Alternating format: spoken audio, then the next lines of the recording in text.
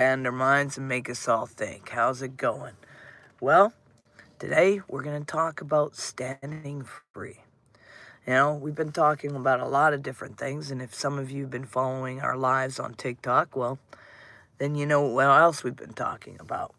But if you haven't, well, I suggest you get over to Shake the Matrix on TikTok as well and join in there as well. So let's take a deep breath, everybody. It's in through the nose, release through the mouth. Let your shoulders drop. Let your mind slow down and let your body know that you do not have to rush.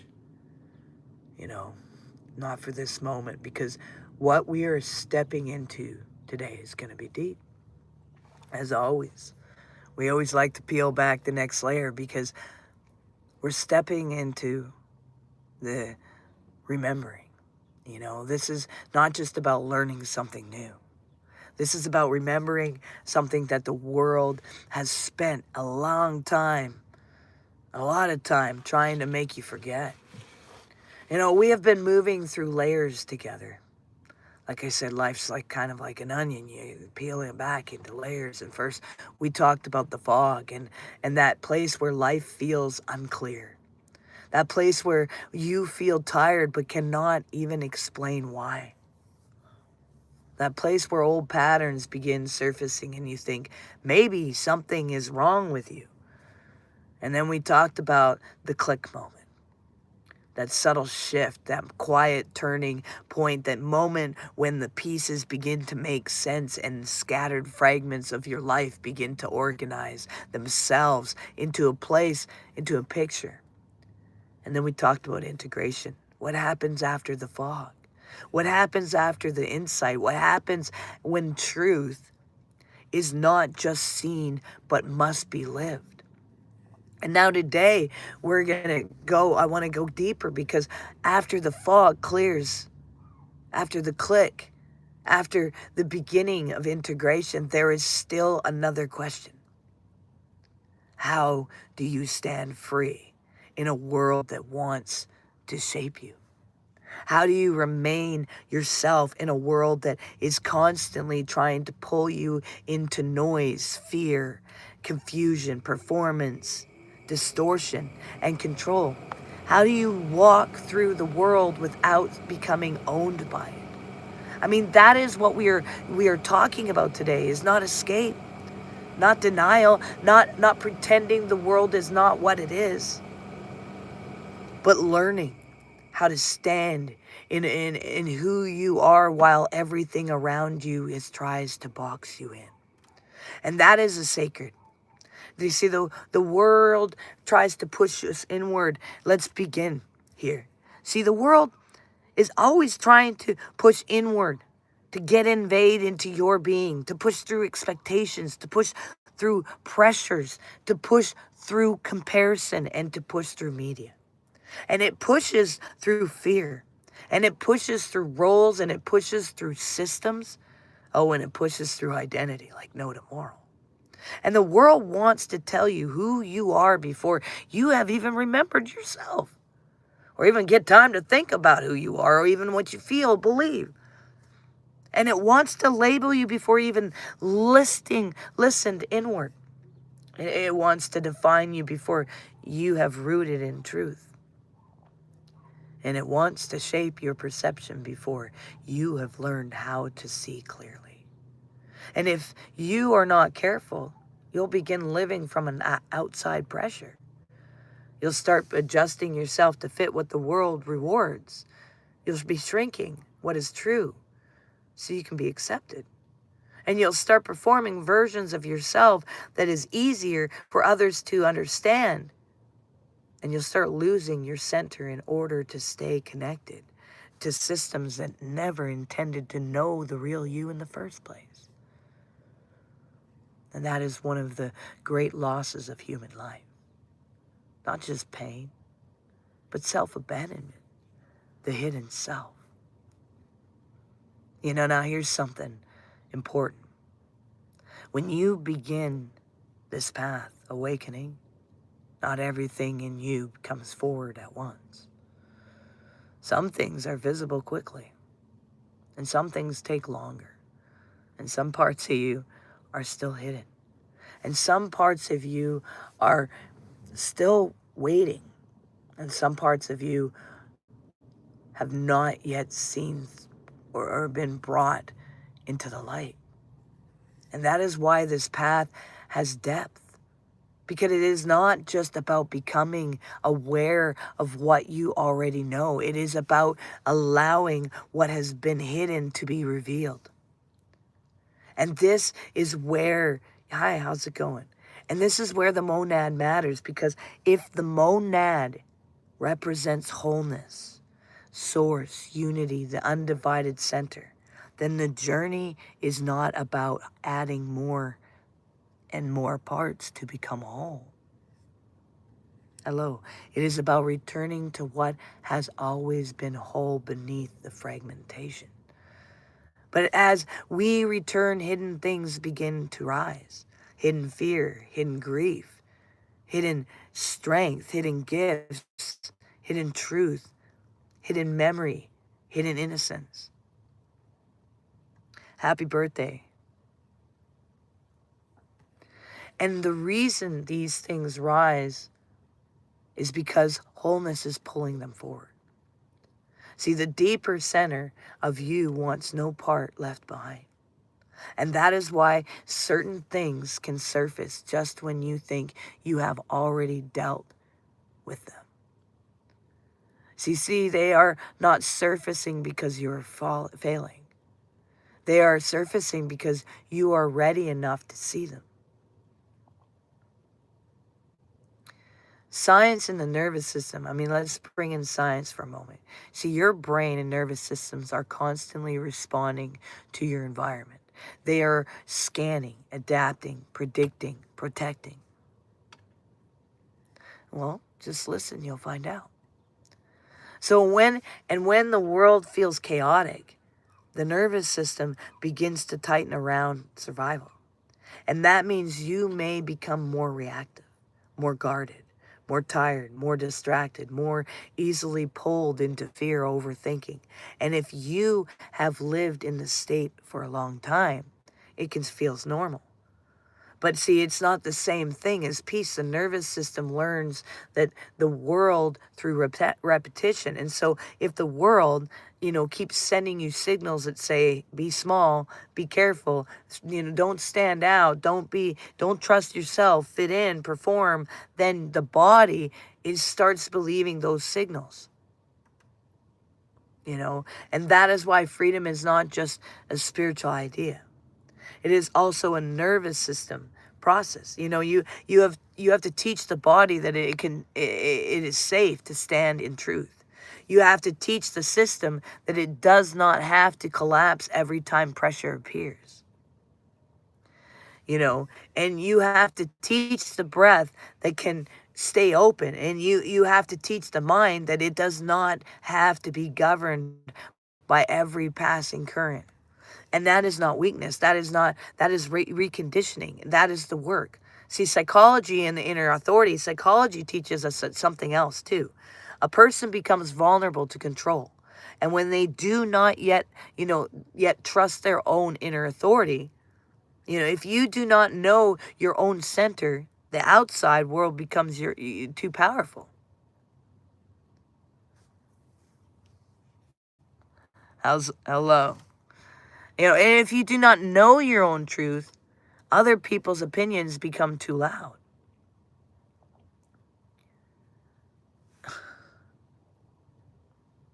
Hang on a second.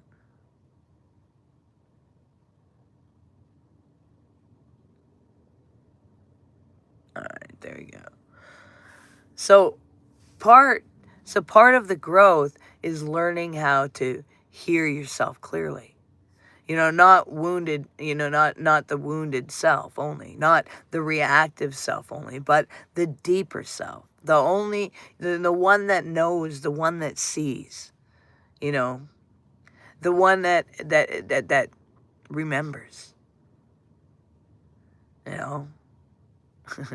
We rise together, that's right. You know, the one who remembers, and that self does not need domination. It does not need to be dominant. It does not need to shout, and it does not need to prove. It simply stands. And that standing is powerful, because when you are rooted, the world can move around you without moving you out of yourself. And that is beautiful freedom, you guys. You know, nature knows this. Nature teaches us beautifully. And that's why I always end up in nature. Because, you know, a tree, for instance, it doesn't go and ask permission to be a tree. It doesn't go, hey, yo, yeah, I'm just going to be a tree today, okay? Is that cool? You know, it does not apologize for its, hey, sorry, I'm going to get rooted right here. And it does not become confused. You know, the tree goes, I'm a freaking tree. It doesn't go, I might be a stone. No, it knows it's a tree, because the wind is blowing and it bends and it adjusts and it remains rooted.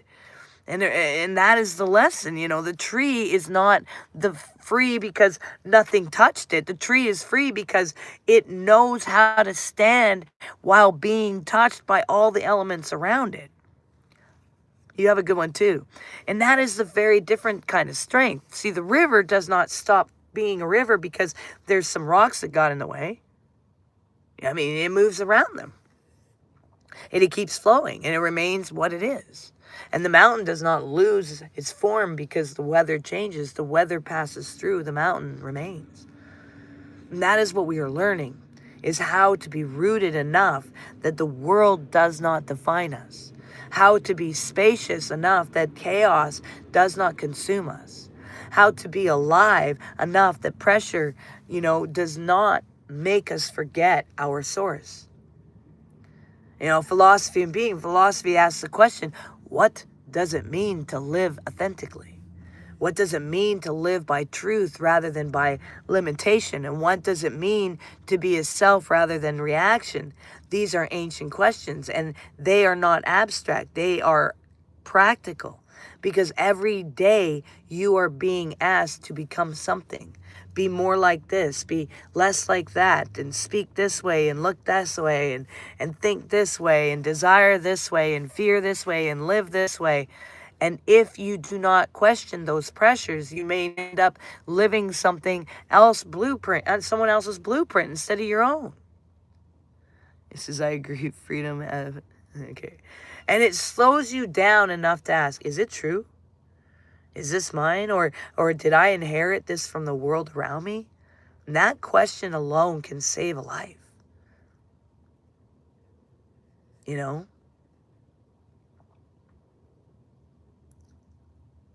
We move from the matrix to awakening. Move from distortion to remembrance. To move from exile to return. To move from fragmentation to wholeness. And that is right there. We have maps within us.